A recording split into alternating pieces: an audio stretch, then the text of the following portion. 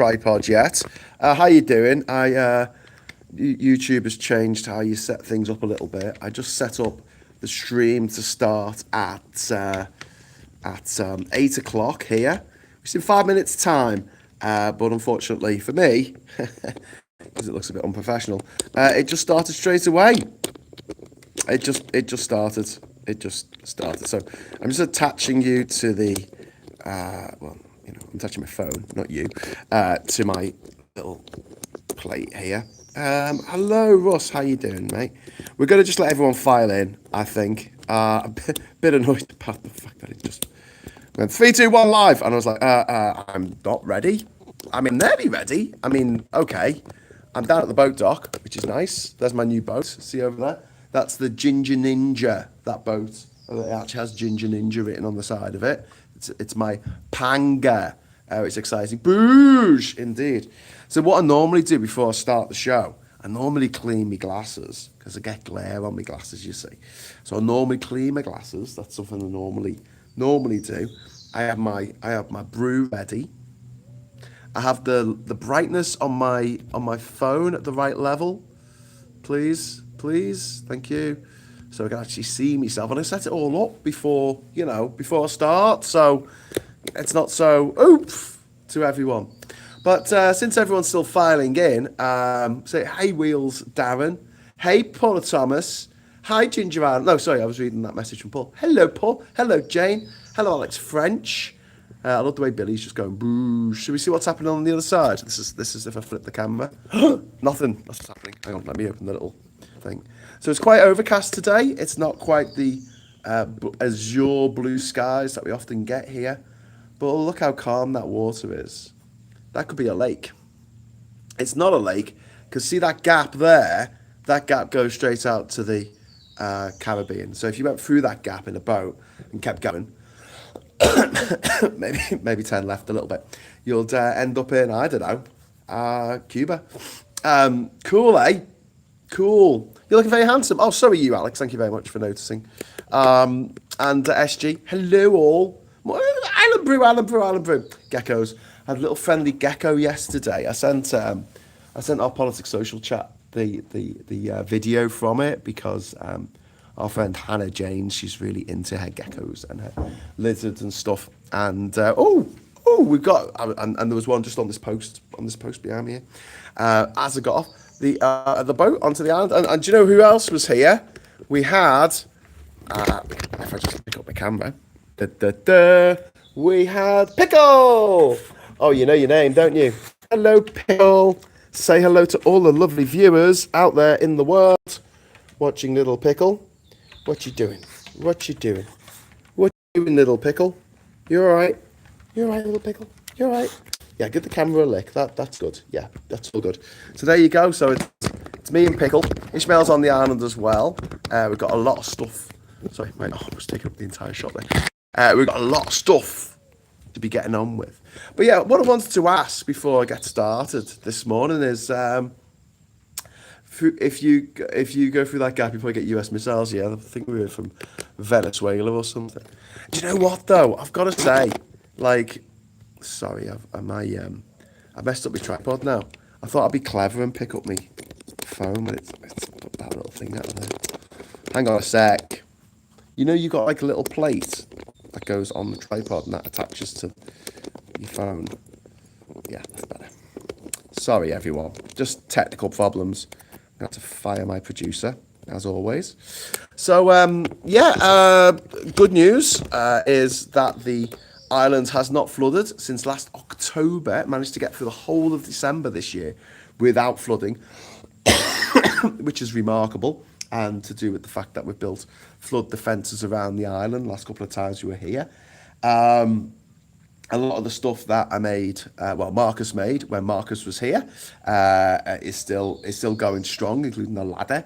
That he built a ladder.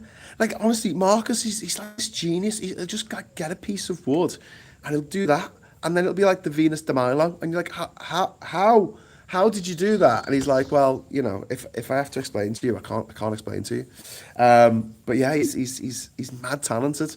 Anyway, so a lot of the stuff in the house was either his sort of invention, if you like, or he told me what to do in order to do it. And I tell you what, having a real carpenter on the island blows YouTube tutorials out the water so much. You wouldn't believe. Anyway, so what time is it now? We're coming up to 9 o'clock yet. Oh, there we go. Yeah, sorry, 8 o'clock. It's 8 o'clock. It's 8 o'clock here. 8 o'clock. OMG, he's such a pretty boy. Pickle's a girl. Pickle was called, originally Pickle was going to be called Jean-Luc Picard. But then we found out that she was a girl. So we changed the name to Pickle, because that's what I would call Jean-Luc Picard. If I was Q, I'd be like, hello, Pickle. Yeah, I'd just turn up. I'd click my fingers. You like Timothy Claypole in Rent-A-Ghost. Click my fingers and appear on the bridge like cross-legged. And I'd be like, hello, Pickle. Like that. And see what Jean-Luc Picard would say to that. He probably wouldn't like it. Would you? Would you, Pickle? No. Pickle would, though. Pickle's nice like that. Who looks after Pickle when you're away?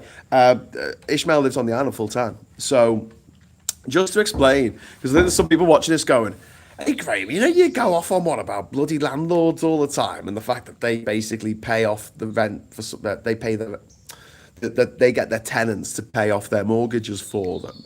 I do a bit of reverse here. I actually pay Ishmael to live on the island, because if there's no one there, no one here, everything would go. The whole everything in the house would go. Would lose the cooker, would lose the fridge, would lose the toilet, would lose the kitchen sink. Literally, this has happened before. So to ensure that no one robs all the stuff off the island, and that the island's taken care of on a day-to-day basis, I pay Ishmael to be here as a custodian, as you'll pay someone to look after your museum. If you were in charge of the Louvre, you'd look someone. You wouldn't expect them to stay in the Louvre for 12 hours a day, making sure nothing gets robbed, and they pay you for a roof over the head. Well, at least you're not getting wet. At least you're not freezing to death. And yeah. This is the kind of anarcho-capitalism that I can deal with. Not the type that takes money from all the poor people in the world, but the type that gives back to society. That sounds quite anarchic, doesn't it? But apparently it doesn't mean that anymore. Just like neoliberalism doesn't mean being a liberal. In fact, in Australia, being a liberal doesn't even mean being a liberal. It means being a conservative. They call their Liberal Party, they call their Conservative Party the Liberal Party, and then to make it even more confusing, in Canada, the Liberal Party is the Labour Party, effectively, kind of. More like the Lib Dems, but, a bit left. Sorry, Pickle, you're such a pretty guy. You didn't know. But isn't it nice, right? Here's a point, SG, and everyone else who's watching this. When you meet an animal for the first time, whether it's, a dog or a cat. I mean, with a horse, it's usually quite obvious. Cow, I guess, a bit obvious. But, if you can't tell the gender of the animal, you'll say they, or you'll say, oh, he's a pretty boy. And then someone else will say, no, actually, no, she's a girl. And at that point, you go, okay. And that's the end of the conversation there. Do you know what I mean? It's not like you go, oh, but I don't think she should be a girl. Why would you? But people do that to trans people all the fucking time. Well, I don't think that you should be a woman. I don't think you should be a man. Because you're not fitting into my little box. I've got a little box to put everybody in the world in. That isn't me. And there's not much room in the box for different categories of humans. That's why I call all these pink people from very different walks of life and social economic stratas, I call them all white, even though none of them are actually white. Kind of pink and light brown. I'll tell you what, I'll call these people from Africa, I'll call them black, even though they're not black. They're literally brown. The colour of their skin is brown. Might be deeper shades of brown or lighter brown, but it's fucking brown. Just saying. But yeah, people like to just lump everyone together. Like when they go, Africa, like it's one country. The big one fuck-off country of Africa. Losing sight of the fact that Africa's made of 54 and a half countries. Over 1 billion people live there. And there are races and cultures and tribes that have lived there for thousands of years in some cases. And have very, very different ways of doing things. And yet people just want to go, oh no, but you don't fit nicely into my box, and I haven't got time to say, you know, British person of African descent or African heritage. I said, well, I mean, what have you got a train to catch or something? Can we stop doing that? Can we stop being a bit more, you know, a bit more specific and a bit less black and white about everything? I told you before, I don't like being called Caucasian. Because, like, or called Caucasian. Sorry. I don't like being called Caucasian. Because I think of the Caucasus. Is that where the word comes from? The Caucasus, which is Azerbaijan, Armenia, and Georgia. And I'm like, I don't know people from there. They've got really mad dark hair. They all look like Liam Gallagher, or, sorry, Noel Gallagher, or the Hood from Thunderbirds. Do you know what I mean? You know, the fierce eyebrows, and I don't have particularly fierce eyebrows. I'm more, like I said, you know, the other day, I'm more Celtic, I think, or Celtic. I don't know, one of the two. One's a team, the other's a race. But the thing is, like all these kind of definitions that we make for each other, they don't work, and that's the problem. That's why we're having such difficulty communicating at the moment, because people get their backs up over you correcting them, because people don't like being corrected. Listen, word to the wise, right? If you ever on like Tinder or Bumble or whatever, or Match.com, listen, never put in your bio that you like correcting people. So, seriously, just don't do that, because yeah, no one's going to swipe right. You may as well just stand there with the big fucking fish, or put Andrew Tate for Evs in your bio. Yeah, instant turn off for men and for women. Sarah Davis, thank you very much for the £2 super chat. Hi, you lucky person, you. Oh, thank you, Sarah. Thank you. I mean, you know, I know I'm lucky. I know I'm lucky. And I try not to be too much of a twat about it.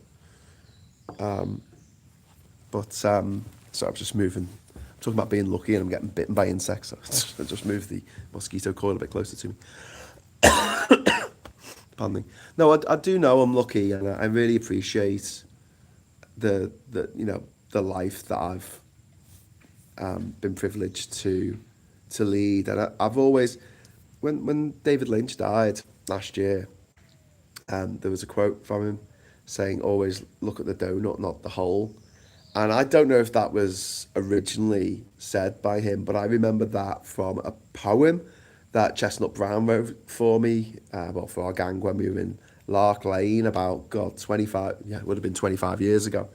And he wrote that as part of the poem, "Look at the donut, not the hole." And that's always kind of, I've tried to make that my philosophy in life. And I know I'm not brilliant at it, and sometimes I'll go off on one about, you know, opportunities that I feel were a little bit like out of my reach, not because of a lack of talent or lack of enthusiasm. I mean, I don't think I'm that talented, but I am quite enthusiastic. I try my very best in life to just look at the donut, look at what you've got rather than what you don't have. And I think I mentioned that this would have been a while ago, so some of you might not have been on when I was talking about it.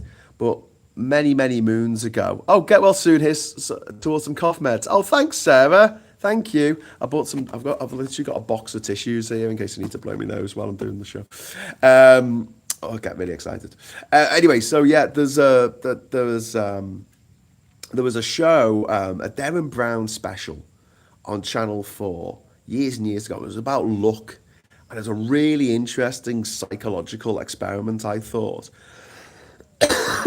And what they did was they got people who thought they were lucky, and then they got people who thought they were unlucky. It turned out that the unlucky people were no more or less lucky than the lucky people. It's just their perspective was different. So, for instance, there was a guy, he was a butcher, he owned his own business, he was doing well, he had a couple of kids, he was married, he had a car, do you know what I mean? Just, you know, life seemed all right. But he felt that he was really unlucky. Why did he feel he was unlucky? Well, because he once got in he was on holiday and he got ill or something. I remember he said something like his cousin or his nephew, his brother won, 50 grand on the lottery, and he's never won anything. And again, it's going back to that sort of looking at the whole rather than the donut. And it was quite fascinating. And there was moments of this. And honestly, I don't think that these little moments in your life that sort of, it's your little ball, your little pinball that's rolling down the hill, and it bounces off things as it goes down. It changes the direction just a little bit, but down the line, it's avoided some obstacles. I don't know. But the big thing I took away from this show was they set up these scenarios where you could go and help someone. Like there was a guy who needed a change in his tire on his car, and all the lucky people stopped and tried to help. Whereas the unlucky people just sort of went, "Oh, I'm sorry, I'm late. I've got to go and meet Devin Brown. I've got a thing. I can't." And then that guy turned out to be, so one of them was like a budding, I don't know, script writer or something, and that guy turned out to be a Hollywood agent. And he's like, "Oh my God, here's my card, let's do lunch." And they're like, "Oh my God, I got the card of a Hollywood agent just by stopping and changing someone's tire." And then there was another one where your task was to go into a cafe and order breakfast and sit down and eat it. But they'd set it up to the cafe with actors, and there was only one seat that you could possibly take, but it would mean sharing a table with somebody else. All the lucky people sat down with the random person who always, because they'd engineered it, turned out to be the person they needed to talk to about getting a loan or getting a promotion at work or whatever it was. It was like they were the perfect person to talk to. Meanwhile, the unlucky people got the food, turned around, saw there was only one chair there, and they made it really obvious. It was like, you can sit there if you want. And the guy sitting there is like, "Oh, you can sit here." And they were all like, "No." And so they didn't allow themselves to be lucky. And it becomes then a self-fulfilling prophecy that if you get into the mindset of, "Oh, I never win," and I've got to say, like, obviously, I won this, but for every one thing I've won in life, I've failed or I've lost on 100 different things. It could be interpersonal things. It could be competitions I've gone for, writing competitions, filmmaking competitions. For every one I've won, for every one I've done quite well out of, there's been loads and loads and loads of failures. But you don't see that because I don't put that on Instagram. Well, I don't put much on Instagram, but you know what I mean. I don't talk about that. And the one thing I always think at the end, when all is said and done, and the end is near, whatever. I can't imagine me lying on my deathbed thinking, "Oh, do you know what? I'm really fucking glad I didn't see Mamma Mia 2. Phew, God, I dodged a bullet there." No, I'll be thinking about the things I actually did. I'll be thinking about the movies I watched, the people I met, the music I listened to, the stuff the rich tapestry of life. And I think embracing that is really, really important. And I mean, I've told you before the story of when I was in Papua New Guinea, and everyone there was a Papuan in this village that I was in called Wewak, and the only two Caucasians, Celtics, whatever, that were there were two Scousers. I went to see them a few months ago because they just live over the border here over on the border in Costa Rica, and it turned out that the sister of Catherine, the woman, was married to the guy who does Thinking Digital, which is a big tech conference in the UK, and also he does TEDx talks. And through Herb, I ended up talking at Thinking Digital, which opened up a load of new things for me. And that was about being open and talking to people. And if I tried, I think I could do a really good sort of monologue about these little moments in my life where, if you imagine a ball going down a pinball machine, it just pinged off certain things randomly, and it's impacted the way I live and the way that I did stuff. I don't think that if I hadn't seen that Darren Brown show, I don't think that I would have been so outgoing maybe when I was meeting people. But I just had while traveling, I just had it in my head that you have to make your own luck, you have to make your own luck, you have to make your own luck. So as I don't, I know that I'm lucky, but at another level, I feel like I make that look by grabbing life with both hands. Not much is going to happen to you if you just stay at home and watch TV, right? That's a kind of passive thing. But you're active, and if you're looking for something, I mean, if you just want to relax, that's fine. But you're actively trying to do something. You need all the help you can get, and you don't know what's going to happen. As a result of meeting up with this couple in Papua New Guinea, and I only met them because I missed the boat. If I got the boat, never would have met them. I got invited to give a talk in America at the TEDx. Oh, not TEDx, TED Active in Palm Springs, California, in the February of 2013. I think it was actually my birthday. I think I gave the talk on my birthday, which is quite cool. And I gave a talk about my travels. I got a standing ovation, which is really, really cool. And then I stayed, there was like a 4-day conference, and I stayed to watch all the other stuff that was going on. And I saw on one of them, was it that one? It might have been a TEDx that I did actually. But because I did that, I got invited to do a TEDx, right? And that was down in Brixton. I did one in Salford. I did one in Bath University. I've done 7 TED Talks altogether. But there was a TEDx, I think, in Brixton, right? So I got invited along to TEDx Brixton. And for this one I didn't just have pictures, I had videos that were like synced up with what I was talking about. It was really cool. Anyway, so I go to this TEDx thing, and when you do a TEDx, you've got to show so many videos of other TED talkers, and they had a guy on a video that I watched there called Caesar Kuriyama, and he developed the 1 second every day app, where you film a second of your life every day, and at the end of the year you make yourself a little 5-minute video of you just from 1 second of your life. And it's a really cool idea. And I thought, ooh, I could do 1 second every country, right? Okay. So if I did that. I did 1 second every country, and I put out this video. It got like it got over 1 million views. It was really like this was back in 2013, and it was on my journey, and it was just me saying the name of the country in the country that I was in, and that did really, really well. And essentially, off the back of the success of that video, I got to be a contestant on SOS Island, which was the game show in America, in which I won this. So I can sort of draw a line from missing that boat in Wewak, Papua New Guinea, right? Because there was a pub around the corner from the dock, and on the last boat I was on, it was like 7 hours late leaving. So I thought, well, yeah, it's not gonna. And I've been on boats. Seriously, I've been on boats that have been like 2-3 days late getting out of port. You're just sitting on the boat going, "Are we leaving anytime soon?" Anyway, I look at my watch. It's 1 o'clock, and I think, oh, I better go to the port, see what's happening. Walk over to see the boat departing, the ferry, and I'm like, and the next one wasn't for 2 days. So if I hadn't missed that boat, which is unlucky, I missed the boat. But I was lucky then to meet Catherine and Dave in the jungle.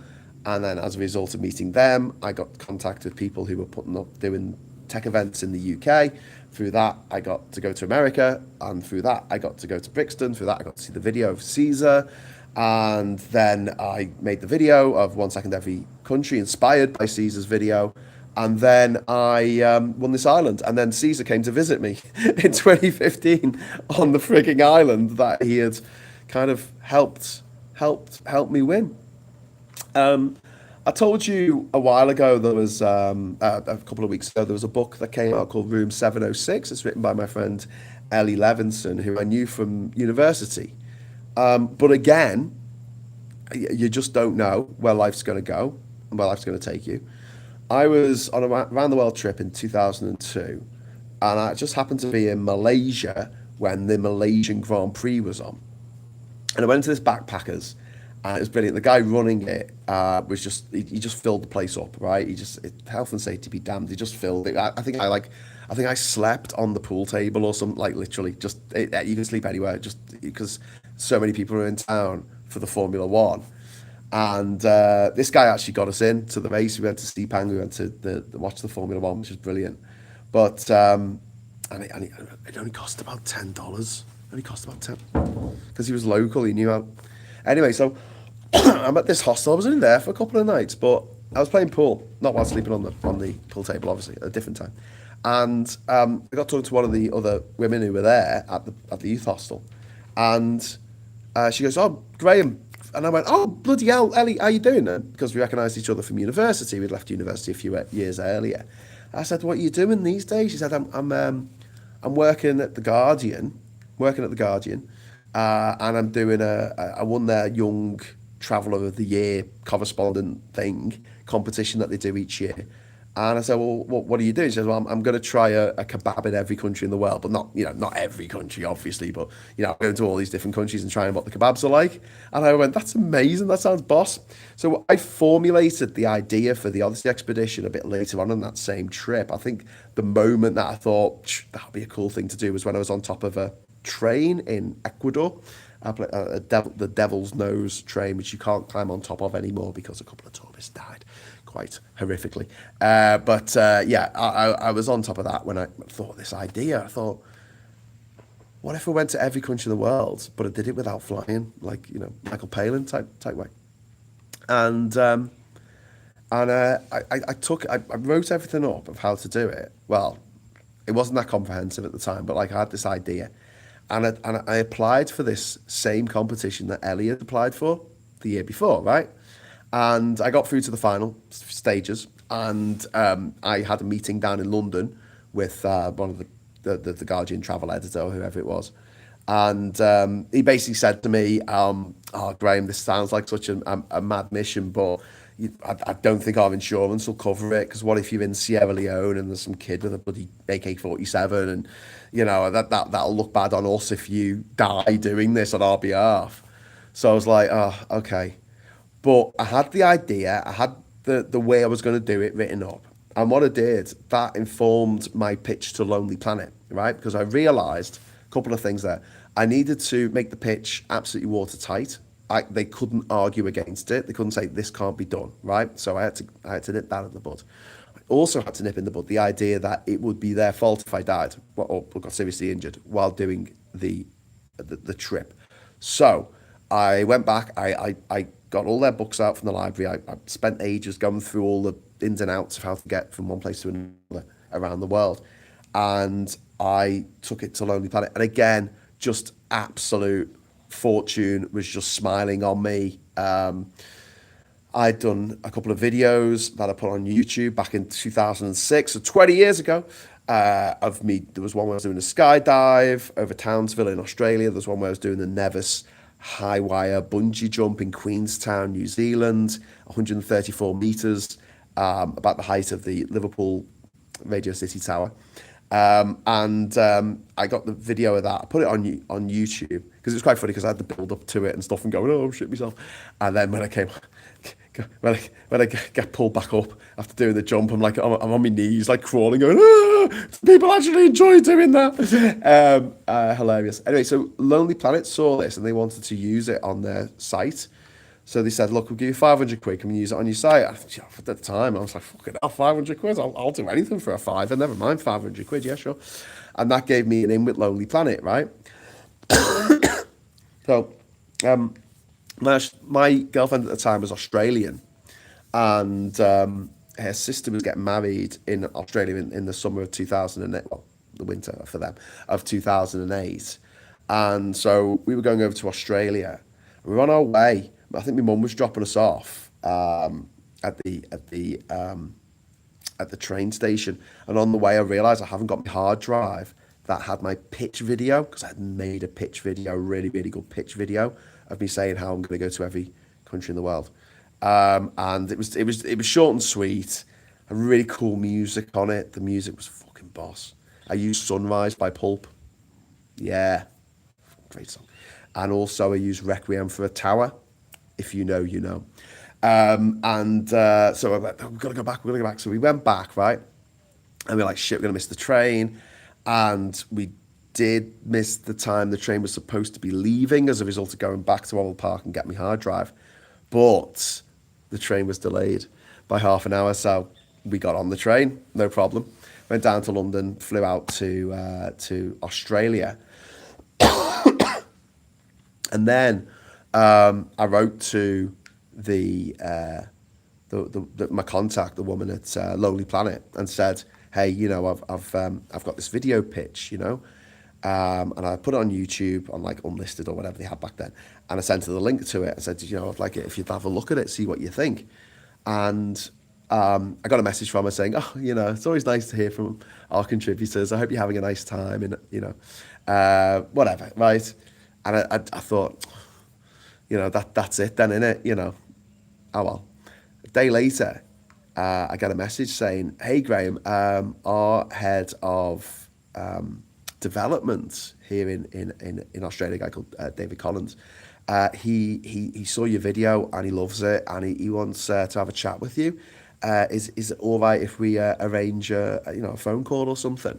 I think this is before Skype. I think maybe at the birth of Skype.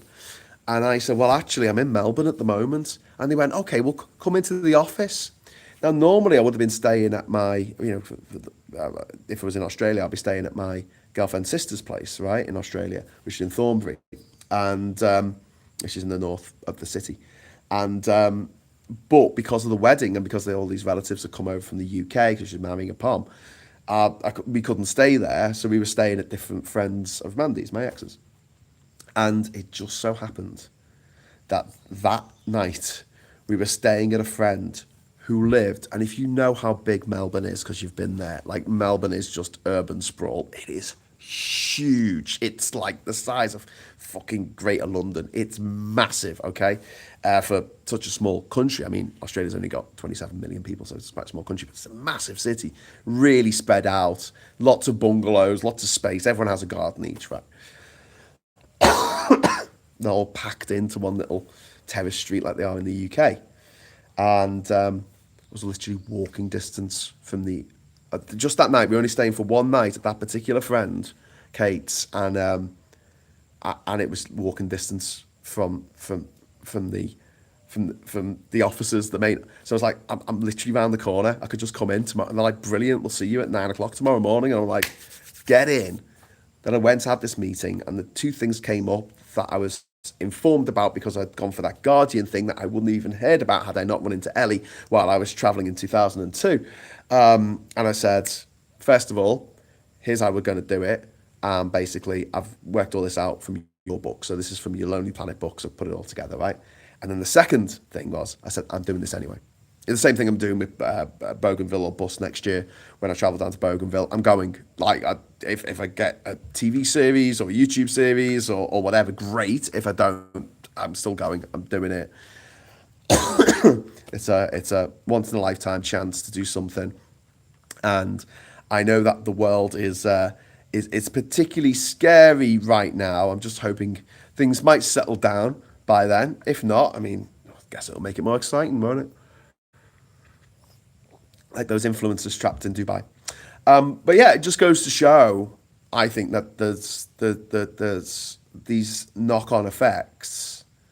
So just randomly, that the guy who owned that guest house, that particular backpackers in Thailand, right? Sorry, in Malaysia, if he had stuck to the rules and said, "No, we're full, we can't take any more people," I wouldn't have seen Ellie at that place, and then I wouldn't have got the idea to pitch this a travel idea to the Guardian to get this job for a year traveling around the world writing columns about traveling.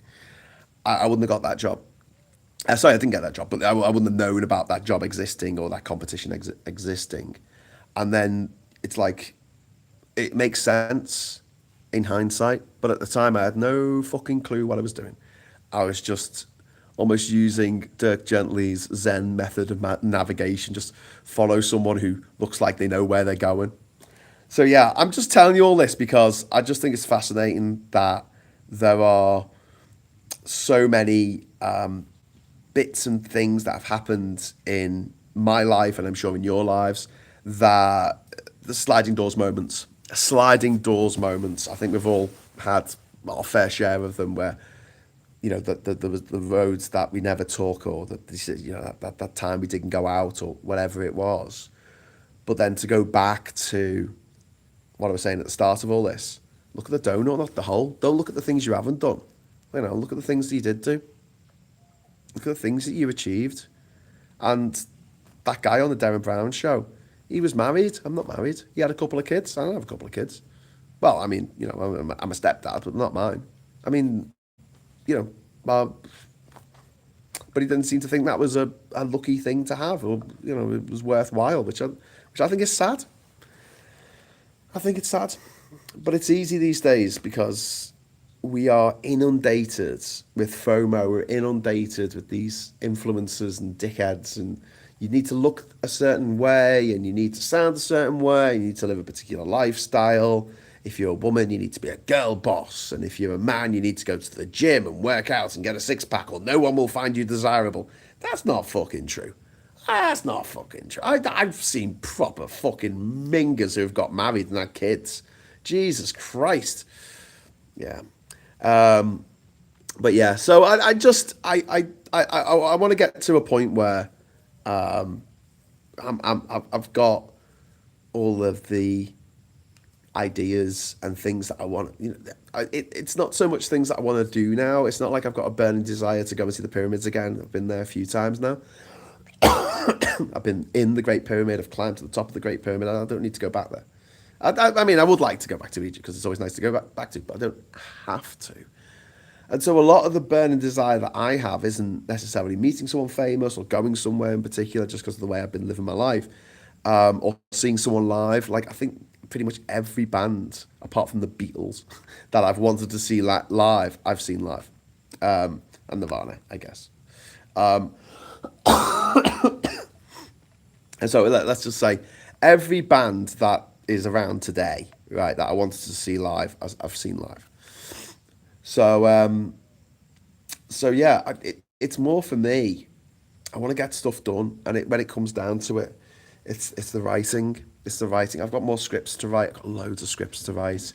I've got Top of the World, the sequel to Man of the World, to write, which I started on the prologue this morning. Not the prologue, the preface this morning, just to apologise for taking so long for writing this thing and trying to explain, well, the last book came out in 2017, and then we had the Brexit wars, and then we had COVID, then I started doing daily shows on YouTube, then,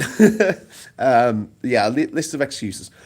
But the thing is, I'm now on my medication. I'm on my ADHD medication. I've got a month on the island, or 4 weeks, on the island here. I mean, listen.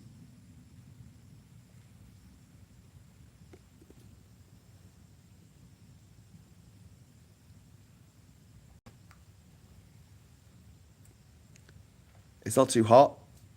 It's not too cold. It's just right. Got a little dog. Bought me travel mug from home this time because when I was doing this last time, and my coffee kept going cold within like the first 10 minutes of the show. I'm hoping that by the end of this month, I've knocked together at least a few chapters of Top of the World, which I was writing this in the preface about the fact that, what's held me back from getting this done. It is my own fault. And again, going back to the luck and the bad luck, I've sort of looked at it going, well, I kind of expected to get a book deal when I did The Amazing Journey that I did, right? I didn't get a book deal.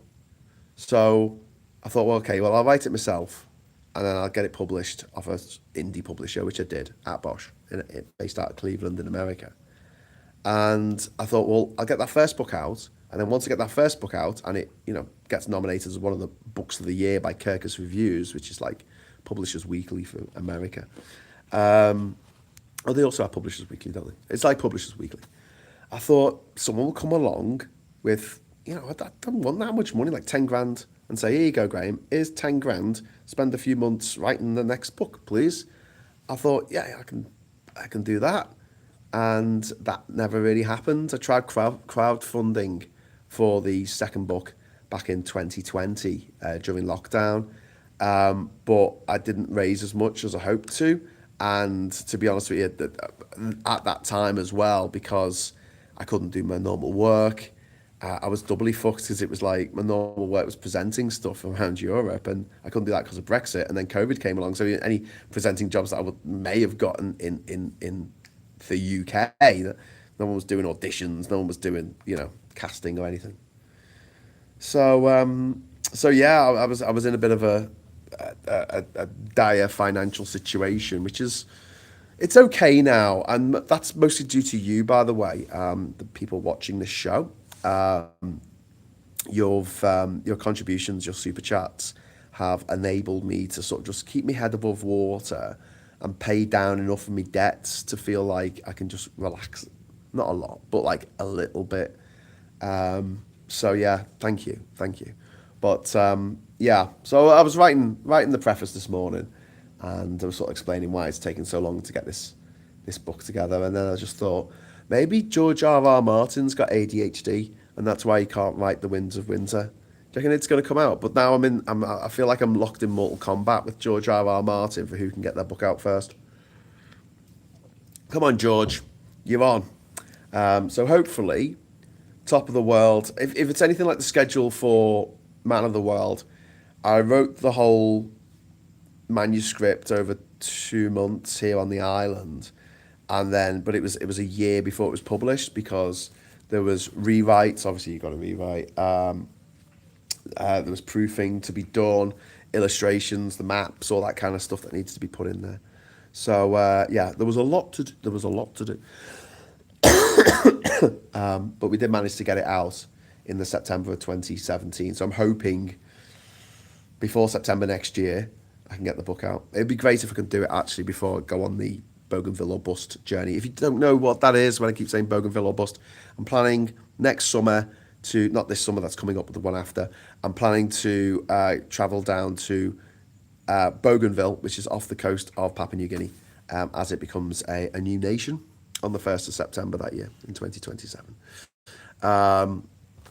So there you go. Will we get a mention in the next book? I don't know if you get a mention in the Top of the World, but there's Top of the World, there's Man of the World, then there's Paradise 1, which is about living on this island and winning it and stuff, and then there's another book which I'm hoping to write about my experiences trying to stop Britain from leaving the EU, which eventually it did, which is a bit shit, but yeah, so yeah, I think when I get to the whole EU side of things, then obviously that's when I started doing the Three Blokes in the Pub, and that's when I started using this particular YouTube channel to talk more politics than travel. And yeah, started on my way, didn't I? So yeah, you can all have a mention for that. Maybe I'll just put a mention for the socialites in Politics Social for keeping me sane. Thank you very much. I'm sorry, Gallifreyan Van seems to be having a. Shall I join the race for never publishing a book? No, get it written. This is the thing. Like, you can't go to a publisher really and say, if you've not written anything before, and say, I've got a great idea for a book. They don't care. Ideas are nothing. They want to see the manuscript. They want to see it all written out. And yeah, that's up to you. My advice, as always, is just write every day. Doesn't matter if it's shit. Just fill up a couple of pages on Word or Microsoft Docs or whatever you use. Google Docs. Whatever you use, do about 2,000 words a day, and then go back over it. Once you've finished it, just keep going. Don't waste your time crossing every T and dotting every I. I mean, this is what works for me. It might not work for you. Sorry, I don't mean to be like, this is the way you must do it. This is the way I do it. You just go for it. Just keep going. And eventually you'll get so far up the mountain that although the summit is still quite a way away, you can look down and you can see all the stuff you've done. You can print it out if you like. If you've got like a nice little stack, a ream of paper. That's always nice to have in your hand. And that should give you the impetus to just keep going, get it finished, get it done, and then go back to the beginning and take that misshapen lump of marble and chisel something fucking beautiful out of it. And that's that. I wouldn't go that far with my writing, but that's the idea. That's the idea. Just get it all down on the page. Get it all down on the page. I know how tough the odds are for new novelists. I'm making light of it to try and lift my mood. Actually, Ren, things are in some ways things are better if you're not relying on the novel to pay your bills. If it's a nice to have rather than a matter of life and death, things are a bit easier now. For instance, right. So when I did my book, in the olden days, you'd print one. So you might decide to print 50,000 copies, right? Hoping you'll sell 50,000 copies, which would cost you £50,000, right? And if you don't sell those copies, then you don't get any, you lose all that money, right? This is why it was very difficult for indie publishers back in the day. It's a lot easier now because what Amazon do, you order a copy of Man of the World. They don't have a whole warehouse full of copies of my book. They print it. They print it bespoke for you because they found this is cheaper than just having stuff in warehouses. It gets printed in like Poland or somewhere. I mean, they might have some in a distribution center just in case someone orders it and wants it the next day. But yeah, as soon as one is ordered, they'll just print another one and stick it on the back. And that means that the actual process of a book being made is a lot easier. But at the same time, because of the way things have gone in the publishing industry, it's made it so it's less lucrative.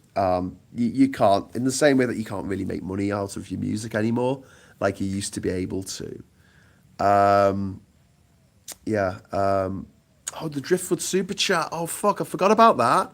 Oh, should we go and get it? Should we go and get the Driftwood Super Chat? I think we're going to have to do that, aren't we? Thank you very much for the Super Chat there, Russ. Just press the wrong button. I turned the video off. Deploy the Driftwood Super Chat. I hope it's there. It's still not floated away. Okay, listen. Right, should I pick you up and we'll go over? We'll go over to the island, onto the house. Right. There's a lot of work still needs to be done. I'm going to warn you now. And we'll see if the Driftwood throne is still there. The Driftwood Super Chat, because I need it. I need to show it to Russ. Give me 1 sec while I take this off. Plastic Spludger says, hold on, everyone. Hold on while I take you for a ride. Now, there's a very, very, very good chance. I mean, how good? Like, almost 100% chance that we're going to lose signal at some point. So please stay with the stream, okay? Don't go anywhere. You might get some buffering. The signal's not as good on the actual island as it is out there at the boat dock. I'm looking into signal boosters. Apparently you can buy a little box for like 100 quid or something and it boosts your Wi-Fi capability. So here's my Jurassic Park gate here, going into Jinja Island, autumn of 2021. And these trees were planted quite recently. They grow really, really fast. Things grow really, really fast in Jinja Island country. I think we're in for a bit of I think we're in for a bit of rain. Don't apologise, Russ. I completely forgot about it. And if I hadn't forgot about it, see, like, it's got black soil there. That's a problem. So we're going to have to deal with that. But a lot of this grass has come back. I don't know if you remember what this was like. But see down here, see all that grass there? That was just completely black and arid. Down there, and the grass is growing back, and we've got these are mangroves, these little trees that are growing up here. We've also planted some palm trees here, coconut palms down here, and then we're coming up to the house, which is, I can tell you what needs to be done actually. So this walkway here, which has got people's names on it, by the way. Look, you could get your name put onto the island board. We've had to do a couple of replacements there, so I had to replace the names. Don't worry, I've got pictures of them all. Judge Vinder, Rob bought a board. We're gonna continue this walkway to there. Also, down below here, we go under here. We've got. Let me just explain. house here. You get full of, we're built of of concrete by about half a foot. It's about 6 inches high. Oh, told you would lose it. Decking over that bit and over there. But we do have super under the house. Sorry, I always lose under the house. Under the house. Let me just see if we have some. Look, here you go. Here's a bit of Marcus' work. See this bench that we use, like this workbench. He put that together. It's just it's incredible. There's some food for pickle there. It's got taking half an hour to knock it together. So we've got this new fence over there. We've got a little fence, which is nice. And now we have a gate at the top of the house. If I turn the camera around, we've got a little gate here. Dun dun dun. This is a pickle coming. To stop me getting as well. Okay, and then into the house, so it's a bit of a mess at the moment. I sort of dumped everything. Was a bit dark yesterday, so I kind of dumped everything down. Now, friends, at the back here. Oh, there you go. Lovely, cool. Looking out over our palm trees down there. It's very nice. There's a little wall. See the little tiny wall? We built that. We built that little wall to stop the water coming in. But where is my sandalwood throne? No, my driftwood throne. My driftwood. Where's my driftwood? That says super chat on it. So here in the house we've got the plaques, the driftwood plaques of the people who sponsored getting this house back in some a semblance of order after it got literally everything right from it. Did I put the super chat somewhere clever? Did I put it somewhere clever? Did I put it somewhere? I'm looking in the cupboard right now. Oh, they don't need that, you know. Here you go. You see inside this cupboard. So we could do with. There's a router. That's for writing people's names. We could do some shelves up in here, which I'll do. But, oh, no sign of the driftwood. Oh, I'm really sad about that. No sign of the driftwood. Well, that sucks. Also, the fridge isn't on. Right. Well, there's a snorkel. There's a snorkel in that cupboard. Marcus showed me how to make these cupboard doors, by the way. That's all those cupboard doors were made out of. And Marcus made this ladder. It's probably one of my favourite things on the island. This it's just such a nice ladder, and it's yeah, you just put it together. Guy's a wizard. Okay, so I don't know where my driftwood plaque is.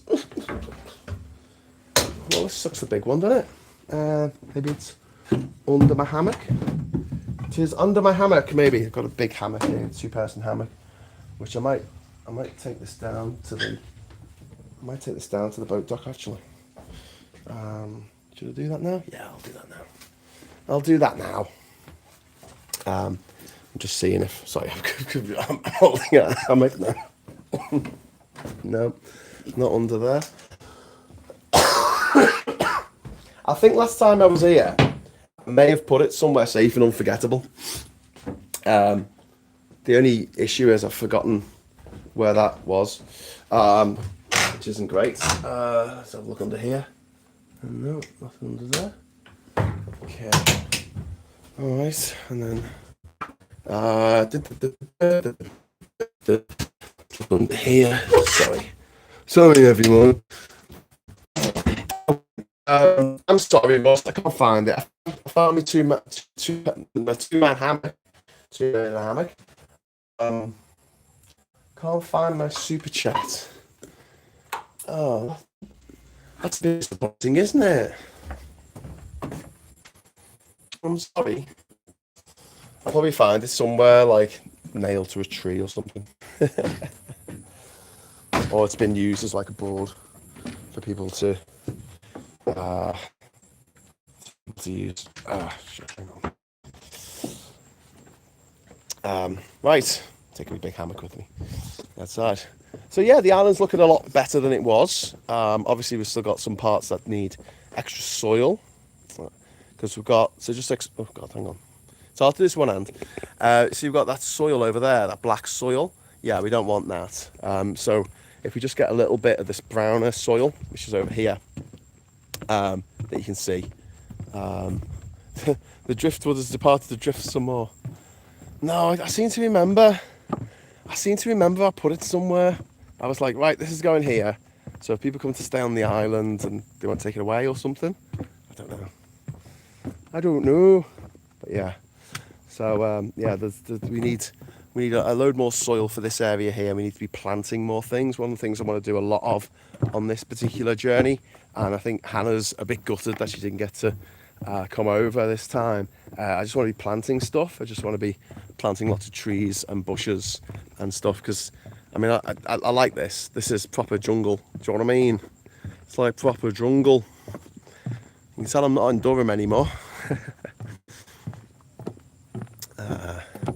That's good. Where is my driftwood super chat? I'm just trying to think where it might be. Ishmael's working away there. Don't know what that tree branch ever did to him.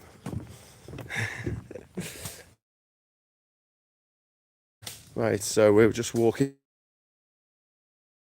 Chris, jungle is massive. That's why the lions get lost. Is that right? Why does the lion get... No, it's a tiger. Why does the tiger get lost in the jungle? Because jungle is massive. Put that down there. Oh. Get back onto my little hammock. Hey. Well, that was a fun little excursion, wasn't it? Very, very sorry that we didn't come back with the goods. Big apologies there to Chris in particular. Not Chris, sorry, Russ in particular, who was expecting. Sorry, I need my little plate to put on the bottom here. Hi, damn it, I'm an hour late. No, you're not, person impersonator. You're just when you're meant to be. You're just in the nick of time. Yeah, so definitely need to get. If I can't find my super chat board, I'll have to make another one. And it looks so much better. Yeah, it does. Oh, Jeff, you've been here since the start, haven't you? You've got a plaque. Jeff's got a plaque up in the house there, haven't you, Jeff? Thank you. It is looking a lot better than it used to. Even here at the boat dock, we've replaced all these boards. See these boards behind me here? These were all falling apart and had holes in and stuff. Didn't you take the driftwood with you? No, it wouldn't fit in my backpack. Agreed, I focus on my cooking and my writing in such times, it's hard to focus on them now, says Gallifreyan Wren. I'm sorry, Gallifreyan Wren, if you can find something else, if you can find something to just, I don't know, take your mind off it, even if it's just watching this shit, I don't know, maybe just yeah. So the question I was going to ask at the start of the show an hour ago is, do you want me to talk about the fucking news? Or should I just tell you stories instead? Once upon a time, there was a really annoying ginger person from Liverpool, and he went on and on and on and on, and he just wouldn't shut up until everyone watching this gave him £5 each. That's literally what happened.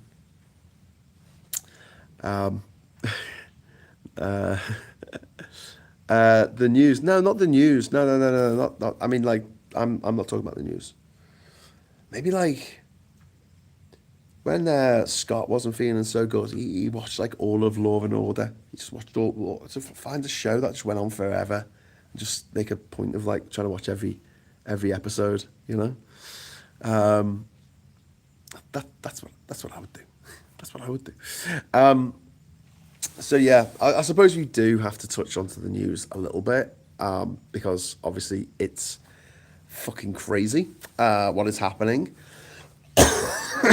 Although, sticking to my philosophy, look at the donut, not the hole.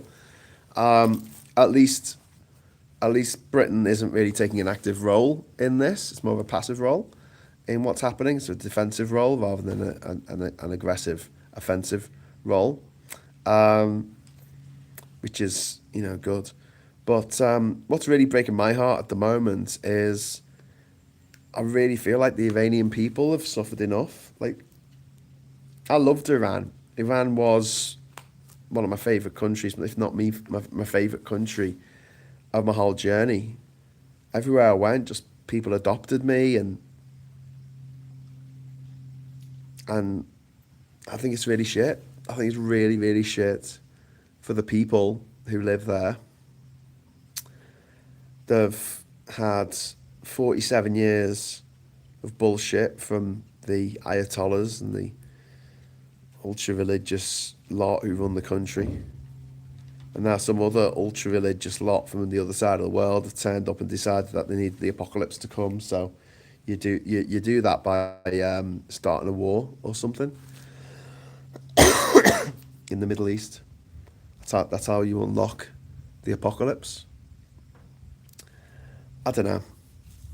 Honestly, the whole thing to me is just so grim, and coming just a couple of months after 30,000 Iranians were massacred by their own government for protesting. I was like, haven't these people had to put up with enough? Why the fuck are you doing this? And the bombing. And did the bombs make when the Japanese dropped the bombs on Pearl Harbor? Did the Americans look at that and go, "Oh yeah, that's a point. All right, we better capitulate. We better give them everything they want." When the Blitz happened in London and Liverpool and Coventry, did the British go, "Oh fucking hell, that Hitler's got a point, hasn't he, with all those bombs he's dropped on us"? No. I think if anything, it made us want to defeat Adolf Hitler even more. I think in the case of America getting bombed by the Japanese, it made them want to attack the Japanese back, right? Right? SG says, here's some news. Older male humpback whales are more successful at mating than the younger vipers because they are better singers. Wow. That is cool. That is cool. They're just better singers. That's very cool. So I was up till midnight last night. So I decided to watch the was it the night of a night of the Seven Kingdoms, and it was good. It was okay. It was okay. It was all right. It was okay. It wasn't amazing. Wasn't awful. It's set in the Game of Thrones universe, and it's all a bit. Oh my God! Someone's going to look at someone the wrong way, and then they're going to die. Although I did feel there was a smidgen of plot armor going on in that, Person has got some good news. After 3 years on the street, my son is finally in temporary accommodation. Well, it made me happy if nothing else. Oh, that's brilliant, person. Thank God for that. You must have been worried sick. I hope your son gets the help that he needs. But that's fantastic news. That's really good news. Maybe we just talk about good news. Maybe that's what we should do each morning here. But we're only going to talk good news right now. Pete says, I normally revert to my old guitar for solace, but I've lost feeling in my thumb, index and middle finger. Not sure why it's happening, but it's really cheesing me off. Oh, fucking hell, Pete. That's fucking awful. You need to get that looked at. Diz, once upon a time there was a ginger guy who wore a crocodile hunter outfit and delivered my meds via helicopter to my back garden. Cool. And Diz and Sarah are just saying that's great news from Person Impersonator. That's really, really good news. As sort of predicted, things aren't going the Americans' way. And I don't know, like, again, another analogy, did the full-on invasion of Ukraine make the Ukrainian people go, oh yeah, I think I want to be Russian now? Do you know what I mean? I don't think that's how it went down. From what I remember, they seem to still be fighting back, and so despite how much the Iranian diaspora is very happy for the Ayatollah to be killed, for the for the place to fall into chaos, because they want regime change. For the people who actually live in Iran, I think first of all they kind of would prefer a quiet life more than anything else. But also, I think a lot of them down on the ground just see that this isn't the way to do it. This is absolutely 100% not the way to do it. Just like a lot of the people who were supporting the kidnap and the extradition of Nicolas Maduro. Do you know what I mean? Like in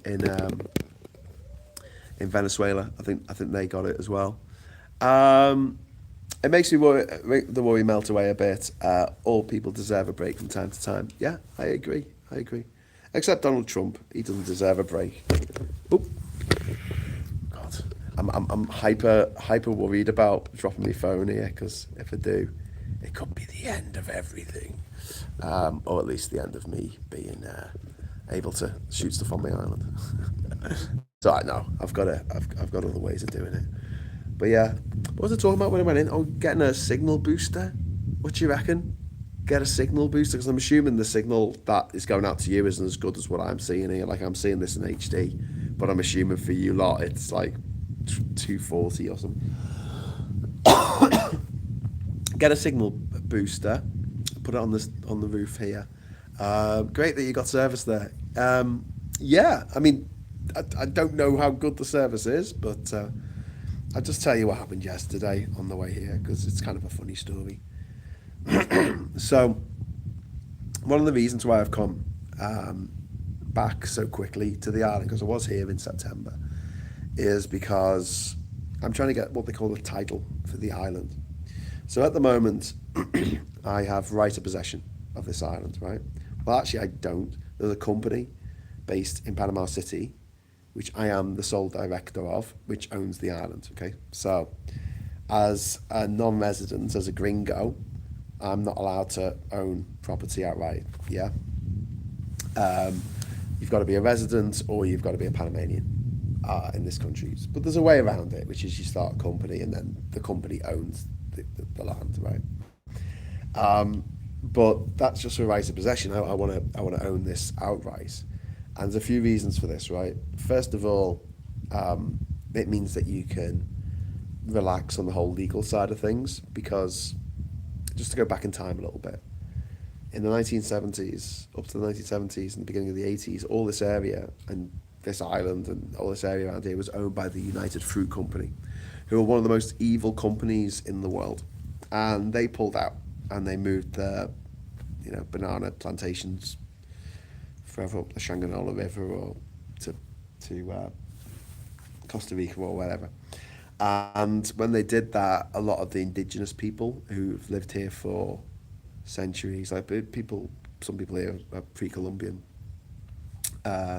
blood, and they came back, and the government at the time said, okay, if you choose a bit of land, and then you build something on it, like a shack or something, and you live there, and you can prove that you've lived there for a few years, you can have ownership of that land as right of possession. Not ownership, you have right of possession of that island. So it's one of that land, sorry. It's one step above squatters' rights, really. It's like, well, how did you get that place? Well, I just turned up and sat here. So, the right of possession can be passed to different people. So the guy who owned the island before me, Ian Usher, who got famous for selling his life on eBay back 15 years ago, he bought it off someone else, and the way he bought it was he became the sole shareholder of the company that owned the island, right? And then he sold it to the production company, and I got my hands on it, right? So getting the title means that no one can have a claim. So no person could turn up on this island and say, actually, Graham, no, that island's mine. Ha ha ha, I'm going to take it away from you, right? You won't be able to, which is good. The second thing is you can get a mortgage on a property that has title, which is great. Don't know if I'll take a mortgage out in Panama, but whatever. And the third thing is, if you want to develop it, if I wanted to put a bar here, if I wanted to build little cabanas on the water or anything like that, you really need the title in order to do that. If it wasn't for the water, you'll burn a mountain. Yeah. I need the water levels to go down. Not up, not up. Stop making them go up. So the process to get the title is a multi-year, multi-thousand-dollar endeavor, which I started a couple of years ago. And it's a process. There's a bunch of stuff that's got to be done. You've got to employ a lawyer, a Panamanian lawyer, to help you out with it.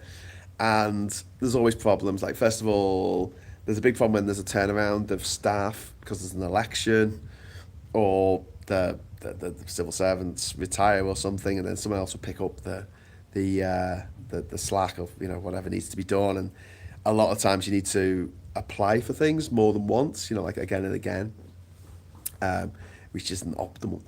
And also they changed the rules. So one of the rules they changed last year was, up to last year, you could do the same trick that I did with right of possession. You could have a company that owned the island, and I was just the main shareholder of the company. They want to change it now so that I am actually named, my name, Graham Hughes, as the owner of the island, and it doesn't go through a company, right? So in order to do that, I needed to become a resident here in Panama. And in order to do that, I needed to jump through a lot of hoops.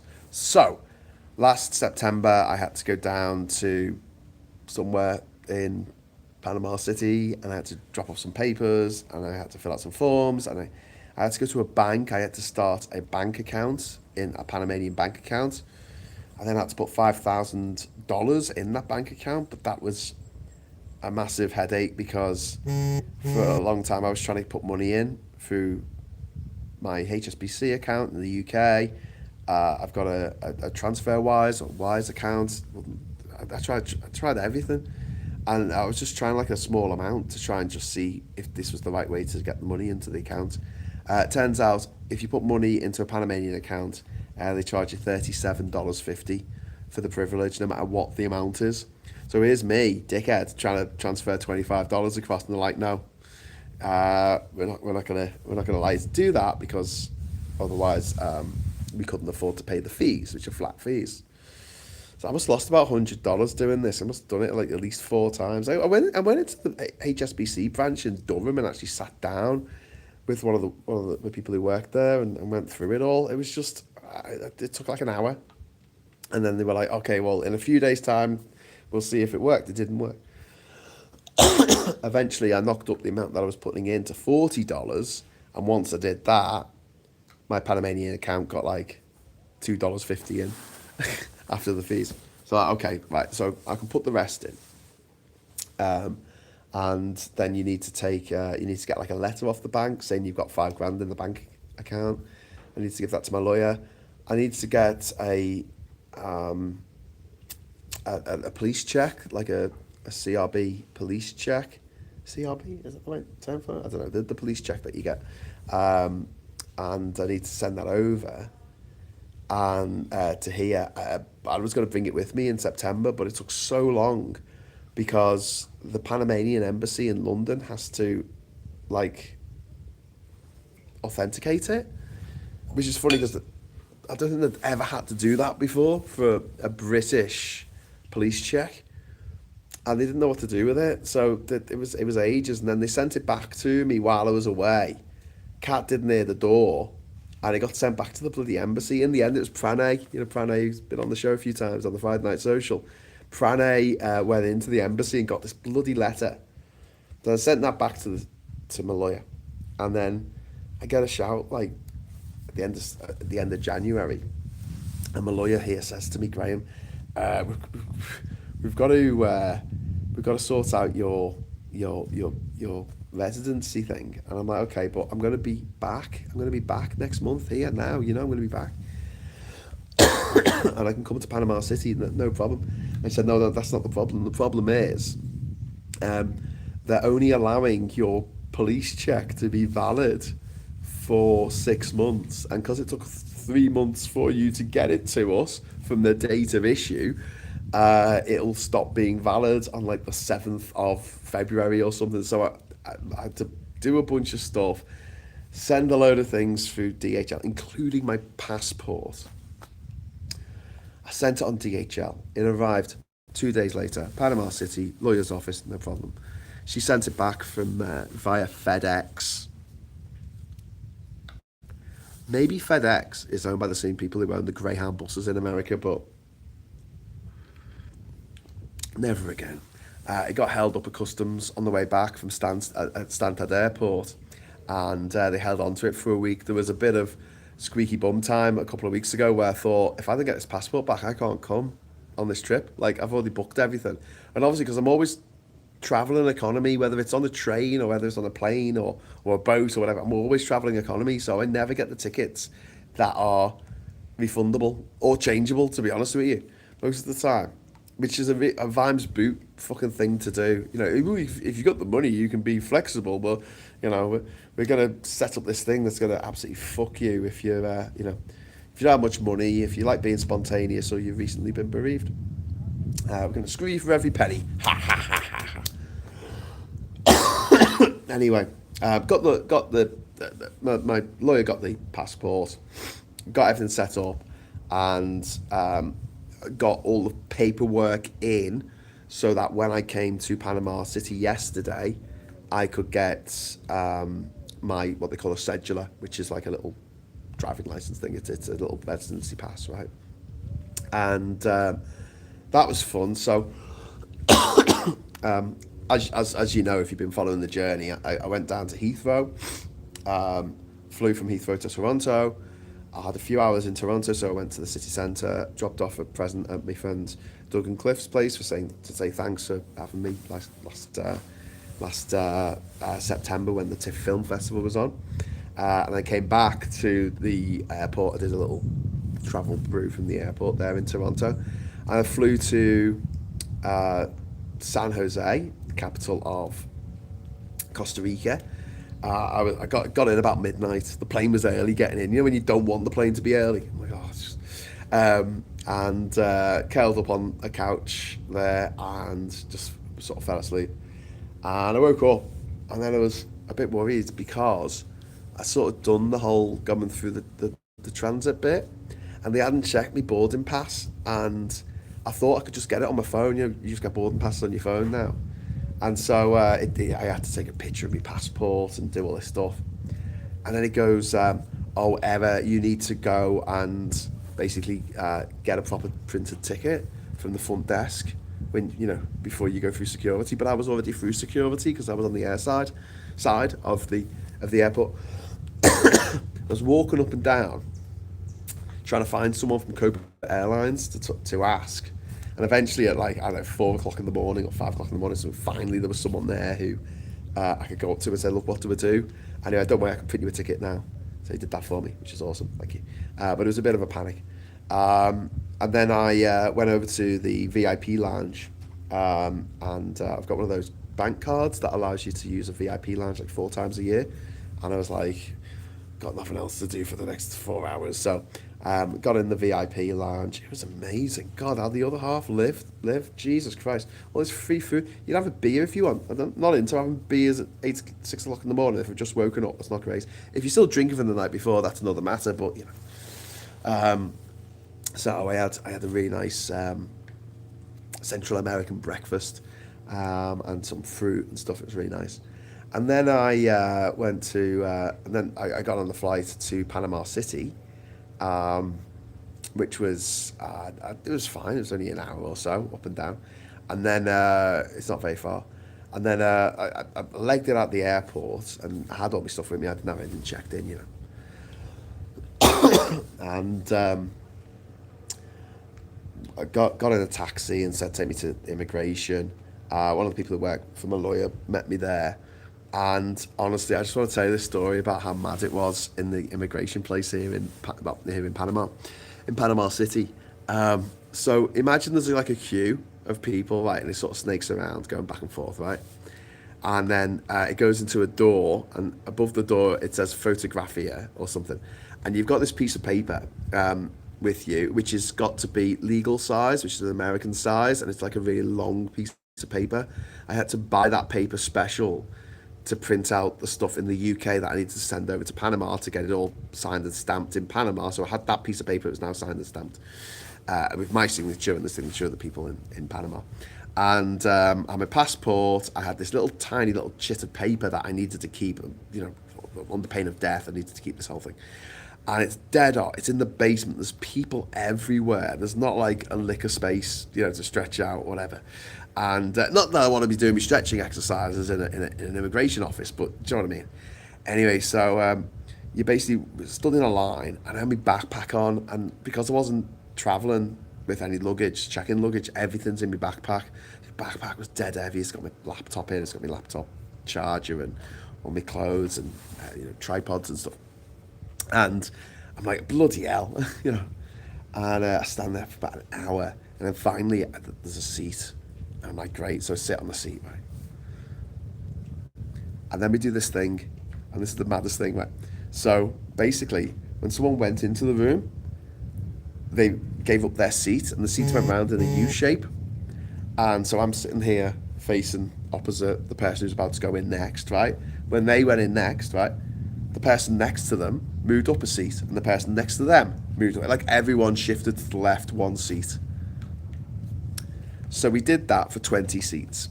Shifted our arses every time someone went in the room, right?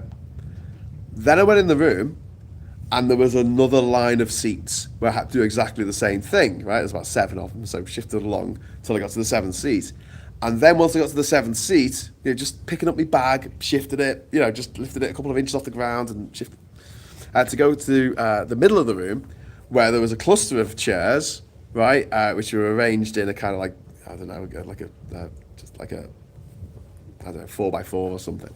And basically I had to sit on one particular chair that had just been vacated. And then I had to like shimmy along one row and then move to the row in front, shimmy back along that row, and then shimmy along that. And then eventually, about an hour and a half later, finally got to sit down. They took me photograph and they printed out this cedula. They printed my picture onto the card, onto the plastic card. And I was just like, this is the maddest thing ever. So I got the cedula, and then I came out, and job's a good one. I got a photo of it, sent it to my lawyer, and said, is this all right? She said, yeah, bonza. I said, but it only lasts for 6 months. And she goes, don't worry about it. They'll give you another one in 24 hours, which will last for 2 years. And I'm like, okay. However you want to do it, I'm cool. Anyway, so then I go to Albrook Mall. So if you've been to Panama City, I don't know if any of you have who's watching this, but there's a big shopping mall. It's also a bus station. It's right next to the airport, Albrook domestic airport, right? And they have several flights today to Panama, to Bocas del Toro. And I had booked a flight to Bocas. It was leaving at 4 o'clock. And it was like 1 o'clock. I got to the mall, and I went to get a SIM card for my phone, right? So my old phone would take 2 SIM cards, right? So I could have my UK SIM card in and the Panamanian SIM card. This phone that you're watching me on now is my new phone. This only has a slot for 1, but you can have an eSIM. And I had plotted this out. So I went into the Tigo shop, which is set out a bit like, when you go to the Vodafone shop. I had to take a ticket, right? I had to sit there for ages until they called me ticket number. And then I had to sit with this woman. she didn't speak any English. My Spanish isn't that good, especially when I'm talking about technical things like SIM cards and stuff. So we're communicating back and forth using Google Translate. And I'm like, I want a SIM card, an eSIM, and I want it to last for a month. And I want to have unlimited tethering, hotspot. And for my laptop, I say, oh, we don't do that. And I'm like, well, what have you got? She says, oh, we can give, for I don't know, it was like 60 quid or something. It was a ridiculous amount. She said, we can give you that, but the free internet for a month. But the amount that you can tether with your laptop is capped at 5 gigabytes. And I'm like, 5 gigabytes? What? That's crap. And she's like, yeah, I know, it's not great. So I was like, oh, well, whatever. And she said, well, what you can do instead is get like a 15-day, you can get a sim and then you can just pay for 15 days instead. Because if you get the month-long one, it's a minimum of 3 months that you've got to get. And I was like, that's going to be what? It's going to be like 180 quid. She's like, yeah. And I'm like, I'm only here for a month. That makes no sense. She's like, yeah, it's the only way you can get that particular deal. I'm like, that's not even a deal. I said, look, straight up, I will give you $100 now if you can give me really fast, good internet on my phone for a month, and I can tether it to my laptop and have unlimited whatever I want. In fact, make it 50 gigs, make it like limited, but so I'm not going to be watching Netflix. Okay, just do this for me. And she's like, oh, sorry, we can't do that. So okay, so she tries to get the SIM card working, the eSIM, and it won't work. She's like, oh, these eSIMs in Panama don't work with Pixel phones. And I'm like, what? All right, give me a physical SIM. So I got a physical SIM. It cost me $2, right? And I said, right, I'll take it to the shop and I'll put some credit on it, and I'll just do it the normal way that you normally put credit on your foreign SIM. This whole process took about 45 minutes. And I was just like, ugh. So I walk out and now taking my British SIM out my phone, and it's only got my Panamanian SIM in, right? Which is not what I wanted. And I'm walking through, and I see there's a little kiosk in the middle, right, of the shopping mall that I'm in. And there's a woman there, and it says Mass Movil, which is one of the mobile phone companies here. And I walk over to her and said, do your eSIMs work on Pixel phones? And she's like, yeah. I'm like, could you put an eSIM on this? And gave her my phone. She went, yeah. I went, thanks. Can you do that now? She's like, yeah. She just did it. It took about 2 minutes. 2 minutes. She just did it. And she went, do you want some credit on it? And I went, yeah, give me 10 days. And she's like, okay. And you get 5 gig of tethering. And I'm like, thank you. Cost me like, I don't know, $15. But by then, it was 3 o'clock. And what I dreamed of doing, 3 o'clock. It was 2 o'clock. Was it 3? No, it was 3 o'clock. Yeah. Was it? No. It was. Sorry, my flight was at 4. So this would have been at 2 o'clock. And I'm like, I wanted to go to the Mercado de Marisco, which is this wonderful place that you can go to in Panama City, where they bring in the catch from the sea each morning, and then they have all these little street food joints where you can sit outside and you can eat the catch, whatever they've got, and they've just got everything. If you like seafood, it's like heaven. So I look on my phone and I'm like, how long is it going to take me to get there and back? And because of the traffic from Albrook Mall, it looked like it was going to take about 16 minutes. Might take even longer. So I went out and I said to one of the guys outside, like taxi, can you get me to Albrook Mall? And he's like, it's $20. And I'm like, it should be like $2. Why are you saying $20? He's like, there's loads of traffic. We'll be sitting in traffic for ages. I looked at my watch, and I didn't want to leave it too late before I went to, even though it's a domestic flight and probably you could just turn up like 10 minutes beforehand and still go on the flight. I was like, no, I've got to turn up at least an hour ahead. So I ended up having to sack off going to the seafood market just because the bloody Tigo people just kept me in their stupid shop for so long to get like $2 out of me for a SIM card that I don't even want now. But yeah, so then I thought, well, I've got a bit of time. I'll walk to the airport because, it's Albrook Mall and Albrook bus station and it's Albrook airport, right? How difficult could it be? And when I looked, when they were designing the mall and the airport, I don't know the history behind it, but if you're going to put a shopping mall next to an airport, right, don't put the runways in the way between the shopping mall and the terminal buildings, because if you do that, it's going to be 10 minutes in a taxi instead of a literal 5-minute walk. Just saying. So I realised I wasn't going to be able to do that. So I just got a quick bite to eat, jumped in a taxi, take me to the airport. So I get to this little airport, this little domestic airport here in Panama. And I've been there a few times, you know, the guy wants to take my bag off me, and I hate it. I hate giving up my bag. I don't care what it is, what I'm doing. I hate giving up my bag. I'm like this with my backpack, do you know what I mean? It's only a small backpack. It only weighs 7 kilos, right? Which the maximum is 10 kilos, so I don't know why I had a problem with it. It's got my laptop in, it's got all my cables in, it's got, you know, stuff I need.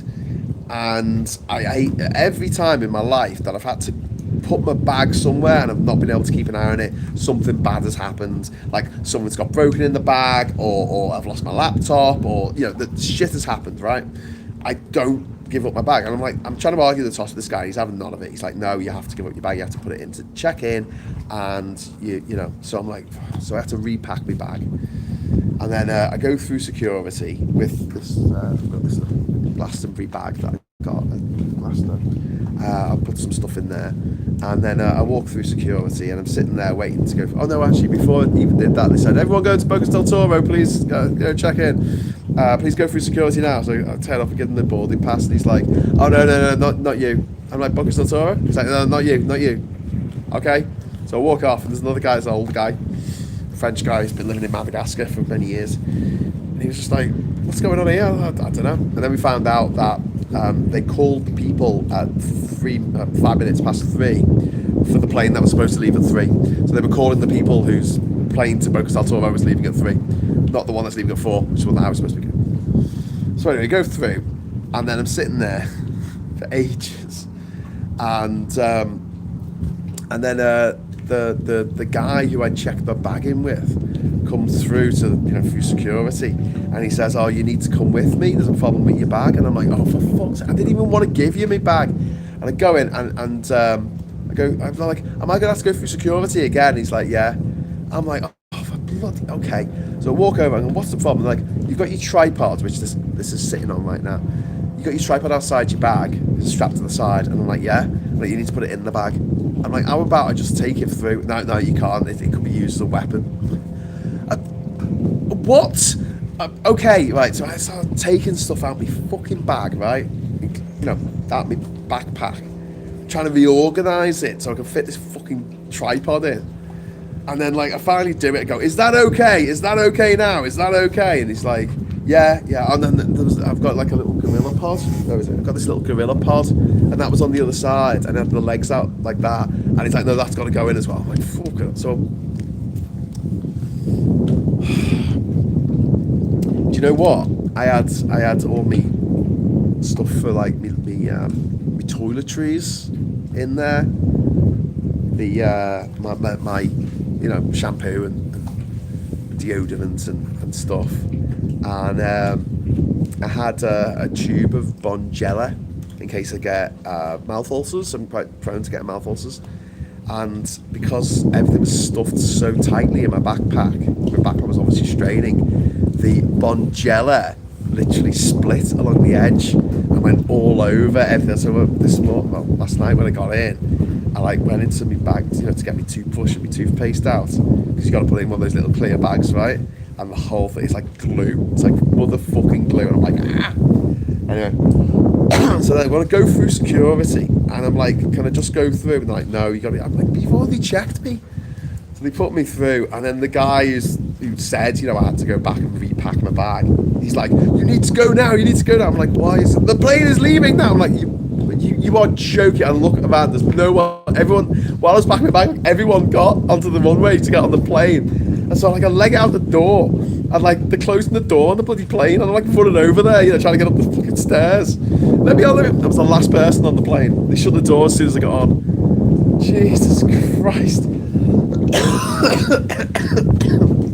And then when we got to the other side, I saw them taking all the bags off the plane, and my bag wasn't amongst them, and I was like, "You've got to be kidding me." But it was okay. It was okay because they had two cargo holds, and mine was in the other cargo hold, so I did get my backpack. So yeah, that was getting here. Jesus, they don't make it easy. They don't make it easy. I love it. I love it. I love the challenge of it all. Oh. Is that the wind getting up? Yes. Yes, it is. And I have actually got a little microphone with a bit of foam on it, right? I'm going to plug this in. I need some audience participation. You're going to tell me if this makes the sound or the wind or whatever. I want you to tell me if it makes it better or worse, okay? So just tell me better or worse. It's like going to the opticians, okay? Is this any better? Now. Okay, hello, hi. It's Graham. I'm sorry if that's gone really loud or something mad's happened. Can you still hear my voice? Do I sound like a robot? Can you hear me at all? Have I just gone completely silent? Please let me know in the chat. The joys of traveling. Yeah. Was Han Solo one of the cargo holds? He was, encased in carbonite. Viper Scott gives me lots of thumbs up, so that's good. Is that better? Mono. Sarah's saying mono. I can hear you, no wind. Better, I'll say. Why the fuck has it gone to mono? I can hear you fine. No wind, but weird voice. No, that's just probably my voice. That's just probably my voice because I'm Jinja. No wind. It's a bit shit that it's a mono. Uh, let me just see what I can do about this nonsense. Sorry, I'm just checking the settings here. Hey, I'm back. Hey, I'm back. Sorry about that. Yeah, there should be a setting. If this is it coming out in mono, there should be a setting that allows mono to be played in stereo on your equipment. So yeah, if you could just put that on, that would be good. Just woke up, lol. Was up all night binge watching Monarch Legacy of Monsters. Monarch, cool. I'm getting cool. Game silence fine. I'm on headphones. Oh, cool. Mono's better than with Viper Scott. If I'm on headphones, can you tell me if I'm just coming through on one channel? Am I just coming in on the left? Let me know in the chat. Right. I guess I've got to get to work. Got stuff to do today. I've only had 3 hours sleep. I had to sleep till midnight. And then I just woke up at 3 because obviously my body clock is still like thinking, oh, it's 8 o'clock in the morning. Both my friends, yes. Good stuff, Viper Scott. We have the technology. Glad I brought this little thing. Airport security can be so over the top at times, repacking for rules as a tripod as a weapon. Do you know what you could use the weapon on a plane, right? Don't the CIA are watching this. I'm sure that terrorists have already thought of this. If you want to fucking kill people, you can garrote them, I know that sounds horrible, but like you can take as many cables as you like onto a fucking plane. No one stops you. If you're mad enough. But to be honest with you, I was a little bit apprehensive because obviously of the situation in the Middle East right now about flying at this particular moment in human history. Just in case. I always kind of prefer a little bit of an overabundance of caution, but I think sometimes when you're dealing with like officials or whatever who have a job to do, they sometimes make it a split-second decision on something like, oh, that guy's backpack's too big. He's going to have to put that in the cargo hold. And once they've made that decision, they can't go back on it, no matter how many reasonable things you say to them. Yeah. Snakes on a plane. Yeah. Coming through both speakers here. Excellent. One Angry Pagan. Cool. But yeah, lots of things can be used as weapons. But the way that planes are now is they lock the cockpit and they will not open the cockpit no matter what's going on in the actual in the fuselage since September the 11th. Yeah. Airport security, though, Jesus Christ. I had to go through it 5 times over the last few days. What about strangulation with bare hands? They could ban taking your hands on a plane. Exactly. Exactly. I mean, you're mad enough. There are things you can use, but I'm just hoping that people aren't mad. I'm hoping that cooler heads prevail. Monarch was so good, in my opinion. Pretty much film quality. Oh, that's good. I'm glad you enjoyed it. Right, I'm gonna get some work done. I think. Um, I am a bit miffed. I've got to say, I'm a bit miffed that I can't use my laptop for these shows. Um, just because it means that I can't, I can't do the animations, I can't do confetti, I can't do the intro, the outro, all that kind of stuff. Um, Graham, right now, I think you're a biohazard with that cough. Oh, thanks, Sarah. I think I'll be all right. I think I'll be all right. I'm on an island. I mean, you're a biohazard. What do you reckon? Can I give a dog a cough? I don't know if that works. Pickle, can I give you a cough? No, Pickle said no. Pickle said no. Who's feeding Cat while away? Cat's feeding herself. She's a very accomplished person. um, but yeah, there is a part of me that thinks, do you know what? Just have a day off, just lie here on this hammock, this here hammock, and just recuperate because I've obviously got a cold. There's another part of me that's like, there's so much stuff to do on this fucking island. I've only got 4 weeks. I want to get cracking. I want to get cracking. So that's what I'm going to do. I'm going to release the Kraken. So before I go, I just want to say thanks very much for watching. Sorry for not talking too much about the news today and going off and on about personal fucking anecdotes about things that happened many, many years ago. Um, but yeah, most laptop adapters are 100 to 100 to 140. Yeah, the adapter's not a problem. That's not the problem. I can charge a laptop. It's internet. The telecom companies over here do not allow you to use hotspots for other devices. Your internet only works on your phone, and if you try and do a hotspot for your telly and watch some Netflix, or you try and do it on your laptop, it shouts at you. Doesn't like it. They don't like it up them. So yeah. But yeah, that's the big problem. But also there's a bit of a problem with our solar panels as well. So I've got to go and try and fix that before I get on with stuff. And I've got to go and have some breakfast. I've got to go and have some breakfast. USB tethering doesn't work either because it knows that you've plugged it into something else. I don't know how it knows, but it knows. So yeah, you got unlimited internet on your phone. But if you try and use a hotspot, it's limited to 2 gigabytes or 5 gigabytes or something.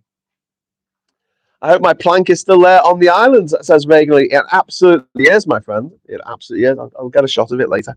Send it to you. I'll send it to you. All right, La, I'm going to get off. So I'm going to try, just so you all know, I'm going to try and do a Friday night social tomorrow. I think it'll be fun. I don't know if Mike will be able to join in from his hospital bed in Guildford. I think he's in Guildford. I don't know. Maybe he will. Maybe he won't. But I'm thinking of going over to the mainland or the main island. Going over to the main island and streaming it from my laptop and doing a proper Friday night social, and then just staying in town and having some drinks. What do you reckon? Yeah, yeah. Should we do that? And look, even if no one else can do it and it ends up being a bit of a flop, you can still listen to me. I can still do the show from over there, get a better signal over here. I think we saw Reagan's plank earlier on the stream. I think you did. I think you did. Anyway, put your SIM card in your laptop. It's an eSIM. Honestly, we've tried it. Anything you can suggest, we've tried. And it's really annoying because when I lived here 10 fucking years ago, there was no limit. There was no limit. You paid for your fucking internet. I used to go out once every month, bought a month's worth of internet for like $7.99, and it was fucking unlimited, and you could tether it to as much stuff as you wanted. It wasn't fast, And that's what I don't understand. It's like, well, this isn't fast internet, so it's not like you can watch, Netflix in 4K anyway. I don't know. It's a weird thing they do. All your bandwidths belong to us. Okay, so I'm going to head off. I might do a show later. Later on, it'll be quite late tonight if I decide to do one at the end of the day.